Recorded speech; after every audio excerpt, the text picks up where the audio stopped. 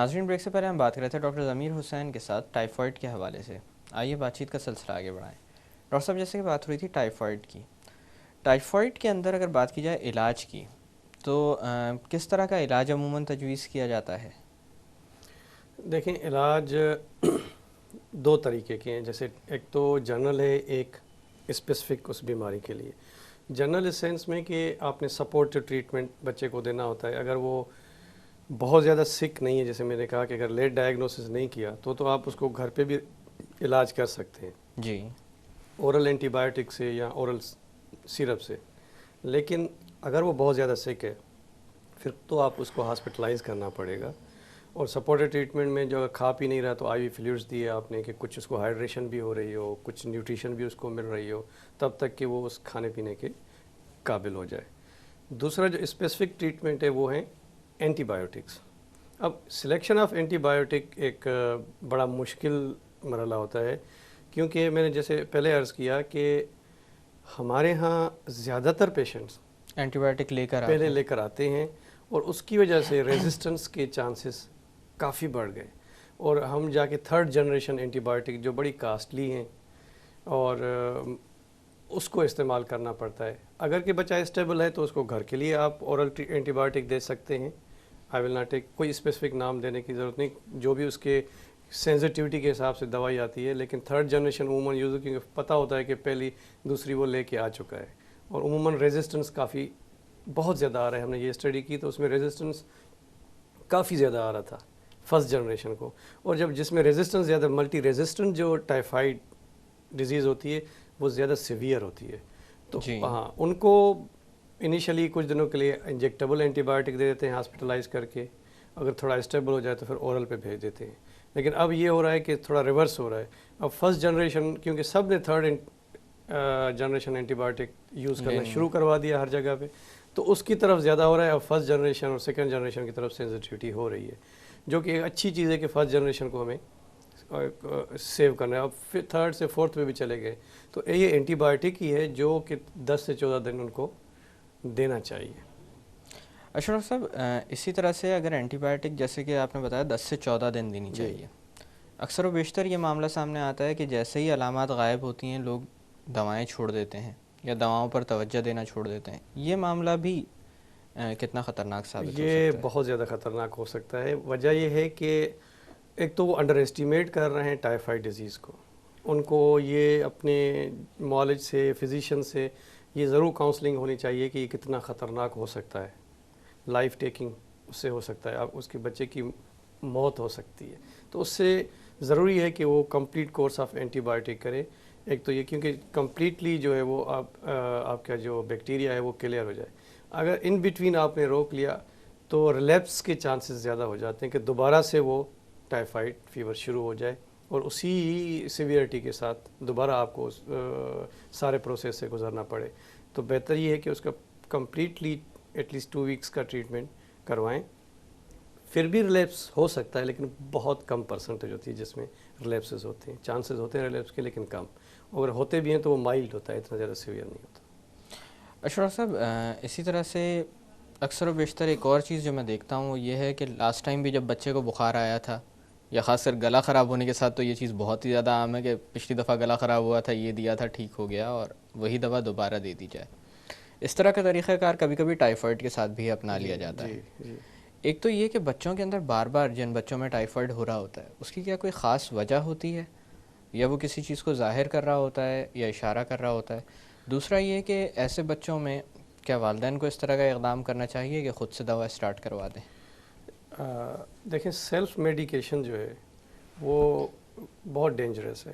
کہ last time آپ کے بچے کو یہ ہوا، ٹھیک ہو گیا تھا تو آپ نے وہی دوائی شروع کر دی اور ہو سکتا ہے کہ وہ جس وقت اس معالج نے، ڈاکٹر نے دیکھا تھا تو اس علامات کو، اس بیماری کو ڈائگنوز کر کے اس نے علاج دیا تھا اور آپ نے اسی بیماری کو سمجھ کے سیلف ٹریٹمنٹ کیا ہے اور اسی کی وجہ سے بہت زیادہ اموات ہوتی ہیں. جو گھروں پہ جو ڈیتھس ہوتی ہیں وہ اسی وجہ سے ہوتی ہیں کہ ڈیلے ان کیئر سیکنگ ہو جاتی ہے. جب وہ بالکل آخری اسٹیج پہ پہنچتا ہے پھر ڈاکٹر کے پاس بھاگتے ہیں کہ ہم تو یہ دوائی دے رہے تھے. تو یہ بڑا ڈینجرس پریکٹس ہے، وہ ایوائڈ کرنی چاہیے. دوسری چیز آپ نے بار بار جو ٹائیفائڈ بار بار ٹائیفائڈ، ویسے اتنا کاملنی تو ہے نہیں کہ بار بار ویری فریکوینٹلی اگر ہو رہا ہے تو اس کا مطلب ہے کہ کوئی امیونو کمپرومائزڈ ہے, some thing is very serious, کہ آپ اس کو پھر پورے انویسٹیگیٹ کریں کہ کوئی اس کی امیونٹی کے ساتھ کوئی پرابلم تو نہیں ہے کہ اس کو بار بار ہو رہا ہے. پوری ہسٹری دیں کہ اس کے گھر میں کس طرح سے اس کے کھانے پینے کی چیزیں ہیں, پانی کس طرح کا استعمال کرتے ہیں, کس ایریا میں رہ رہے ہیں, اور وہ گھر میں آیا ابال کے پانی پلا رہے ہیں یا وہی جو باہر سے گندا پانی آ رہا ہے, ٹینکر کا پانی آ رہا ہے وہ پلا رہے ہیں, تو اس میں چانسز ڈیفینیٹلی ہیں. کیونکہ ایسا نہیں کہ ایک دفعہ بیماری ہو جائے دوبارہ وہ لائف لانگ اس کی امیونٹی ہو جائے گی, ایسا نہیں ہے, یہ ریپیٹیڈلی ہو سکتی ہے جیسے ڈائریا ہوتا ہے. تو پریونشن اس کے ہونے کے بعد آپ قائم رکھیں گے تو آپ اس سے اپنے آپ کو بچا سکتے ہیں, ورنہ آپ رسک پہ ہیں. اشرف صاحب, اسی طرح سے پریونشن کے حوالے سے اگر بات کی جائے تو آپ نے ذکر کیا تھا ٹائیفائڈ کی ویکسین کا. اس ویکسین کے حوالے سے پوچھنا چاہوں گا کہ کیا اس کی کوئی لمیٹیشنس ہیں, اور دوسرا اہم سوال یہ کہ یہ کتنی مہنگی ہے؟ دیکھیں, ویکسین سے آنے سے پہلے اگر پریونشن پہ بات کی جائے تو اس کے لیے بہت ضروری یہ ہے کہ ہم ایک ٹائیفائڈ کے علاج اور انویسٹیگیشن کا جو خرچہ ہے, اگر آؤٹ پیشنٹ ہے تو 4-5 ہزار 6 ہزار, اگر داخل ہو گیا بچہ سیریس کے ساتھ تو 30-35-40 ہزار تک اس کا خرچہ چلا جائے گا. جی, یہ بیماری بڑے ہی کاسٹ افیکٹولی آپ اس کو پریونٹ کر سکتے ہیں کہ آپ کا بچہ یا آپ خود اس بیماری سے بچ سکتے ہیں. وہ بڑے سمپل میجرز ہیں, جیسے WHO نے 2009 میں کہا ہے کہ جی آپ ہیلتھ ایجوکیشن دیں لوگوں میں. ہیلتھ ایجوکیشن کیا ہے جی؟ پرسنل ہائیجین, ٹھیک ہے, آپ کی ہینڈ واشنگ ہونی چاہیے after using toilet, hand washing ہونی چاہیے بیفور ہیونگ یور فوڈ اور آفٹر, اور ہینڈ واشنگ ہونی چاہیے جو آپ کا جو کھانا بنانے والا ہے اس کی پراپرلی, ایسے نہیں پانی سے ہاتھ دھویا اس سے نہیں, پراپرلی ہینڈ واشنگ. یہ تو سمپل ایک میتھڈ ہے جو صابن سے ہاتھ دھو کے اگر اس چیز کو پریونٹ, بہت ہی یہ کاسٹ افیکٹو ہے, کوئی خرچہ نہیں ہے, جس سے یہ تو ہمارے مذہب میں بھی ہے کہ صفائی کا خیال رکھیں, ٹھیک ہے, 5 دفعہ نماز ہے, 5 دفعہ وضو ہے. تو یہ اس کا مقصد ہی یہی ہے کہ جو یہ آپ ہاتھوں سے منہ میں چیزیں جاتی ہیں اسی سے ہی آپ کو یہ جراثیم لگتے ہیں, آپ اس سے اپنے آپ کو بچا سکتے ہیں. نمبر 1. نمبر 2 یہ ہے کہ پروویژن آف